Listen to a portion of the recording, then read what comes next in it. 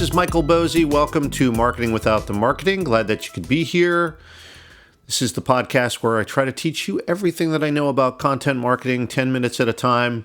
Today's topic is optimizing your content for two things: searchability and discovery.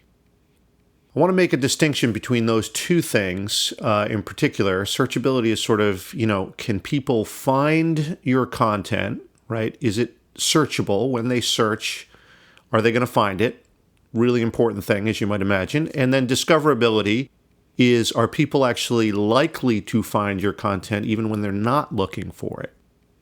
Now, getting found and getting heard, this is a huge challenge in today's world.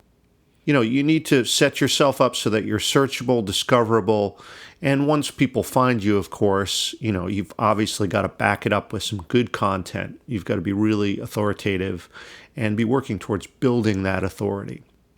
So let's dig into that a little bit. In today's world, just because you stand up at the podium at the front of the room doesn't guarantee that people are going to listen to you. In effect, for better or worse, in the digital world, everyone has the podium. So it's your job then to rise above the noise.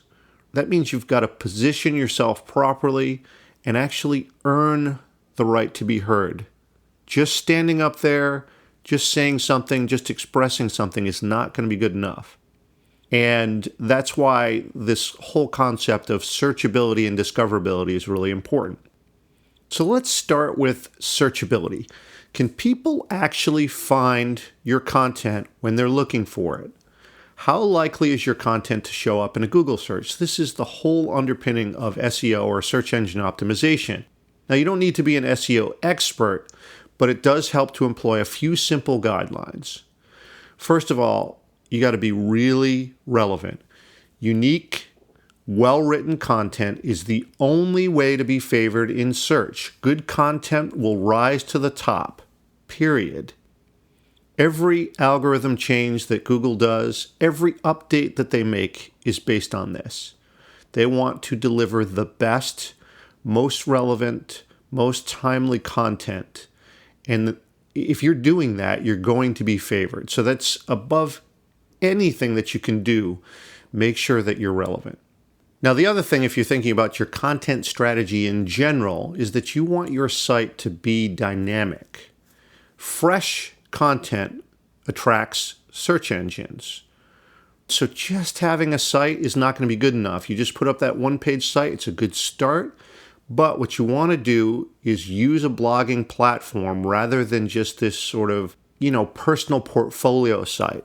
Blogs are really good for this because, it gives you sort of an easy way to serve up fresh content regularly. So if you think about it, basically what that's doing is it's just telling the Google bots that are constantly combing the web for new content, hey, look at this site over here, there's new content. And then the next week, the same thing happens, and the next week, or however often you publish. That's a good thing. It keeps the bots coming back, saying, oh, look, this is a live dynamic site. It's not just a flat site, and it's going to push you up in the search rankings. So just think of it this way. Start a blog or a podcast or some way to deliver short-form content and do so regularly, because your content is much more search-friendly on a blog than on an inanimate website. And, most websites today, especially sort of in the, small business realm, are done on WordPress or something similar, which means, hey, look, that is a blogging platform. So great. Now, the next thing to do is in your blogging and in your site is to be using keywords. You've got to use keywords in your post title, URL slugs, and tags throughout the piece. I did a podcast, entire episode on this. I'll put a link in the show notes. Look, don't sacrifice good content to stuff your post with keywords, right? Google will see right through it. They won't like it. And guess what? Your readers aren't going to like it either. So just think in each piece, whether that's a blog or on the page, a couple, 2-3 keyword mentions, that should do it. And the last thing that I would say about searchability, just in this general overview, is to use images. Look, you can get by without them. I tried for a while, but looking at my site and its performance when I was before I was using images, and when I was using images, it's like night and day, right? these images help attract search engines. This is why Facebook now favors native images in their posts, and you'll see, if you actually post an image to Facebook rather than link to it, it's going to show up nice and big. Twitter does the same thing. They favor these sort of visual posts, and they want you to do that. They're motivating you to do that because they know that it gets bigger or higher click-through rates. So, don't try to get by without them. Don't be stubborn about this. I know it's an additional thing to do, but use images whenever you can. And even if they're only decorative, something that supports the post or supports the site, I think all that's fine. It doesn't have to be something that's, super professional images. You can see my blog for this at michaelbosey.com. I often use open images, or whenever I can, use my own images. And you should do that too, just to avoid any worries about copyright infringement or a use that you didn't intend or whatever. I mean, there's tons of places where you can find openly licensed images that are free and legal to use. Just do a search on free images or Creative Commons images. Usually what I do is use Flickr and then just set the search parameter to CC BY.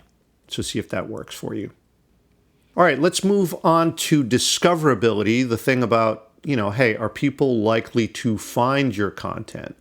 One, will people find it when they need it, even if it's not what they set out to find?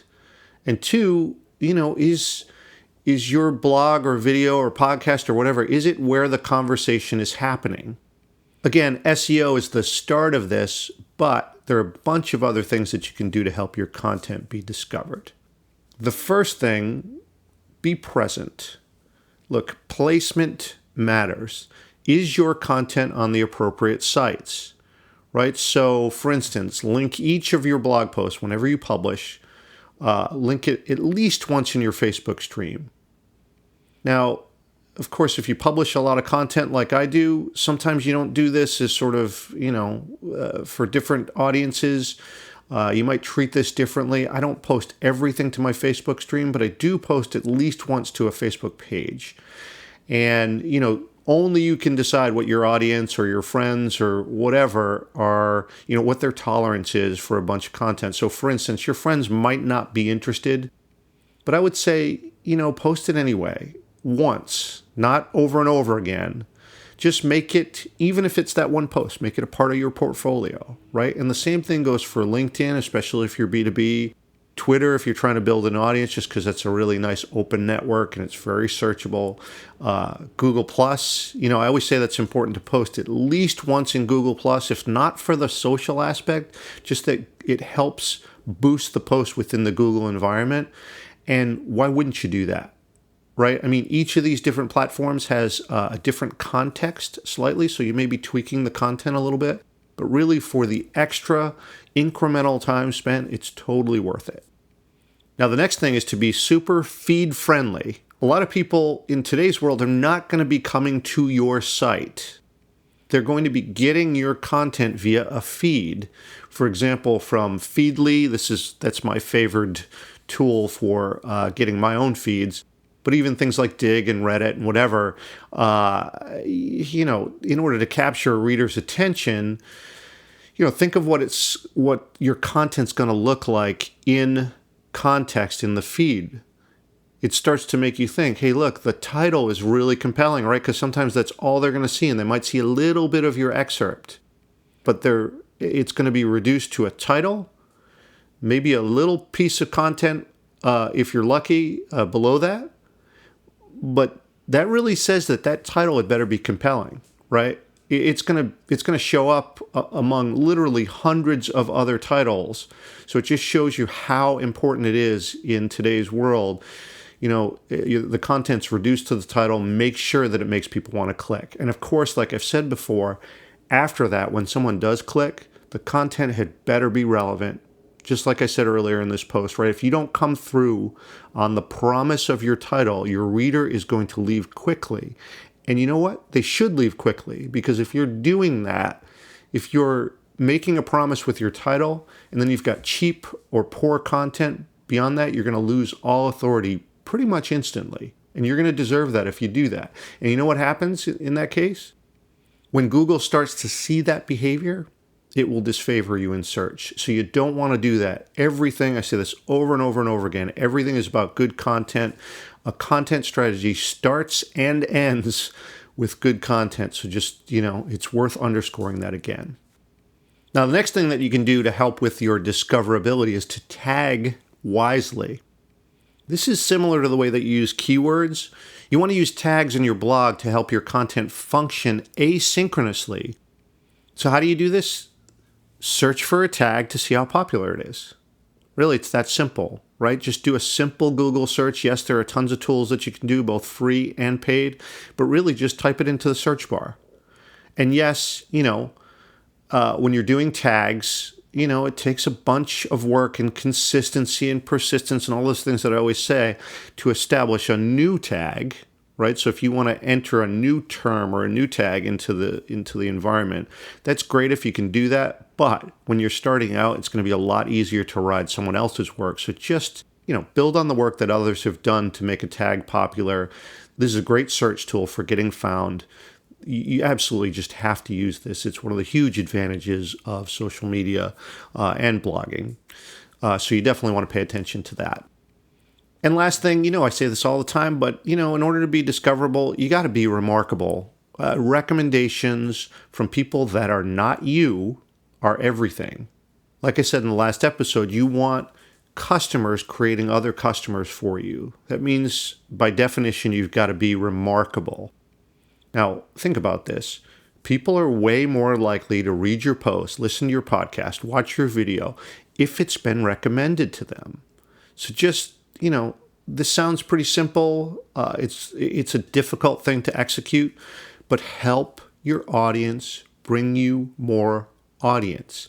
That's taking advantage of network effects. And really, it is the advantage of the digital world and especially social media. You can scale because it's all there available to you. But remember, people will only share things that are remarkable. And when you think about it that way, again, it goes back to good content. It's got to be good content.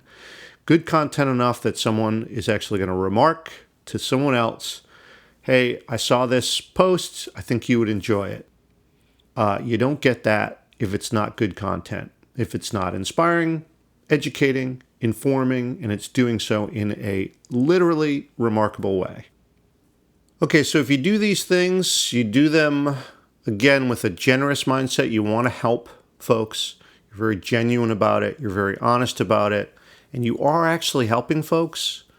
And people are able to find you in search and discover you when they're not looking for you. You deliver consistently. All this stuff is going to add up to online authority. People are going to start to see you as an authority. And, I think I'll stop there and maybe talk about authority next week. It's a really important topic. And so maybe, why not devote an entire episode to that? All right. Well, hope you enjoyed this. Hope you got something out of it. You can find more on my website, michaelbosey.com. Appreciate all the questions, the comments, and of course, I appreciate your attention. So thanks for listening. We'll see you next week.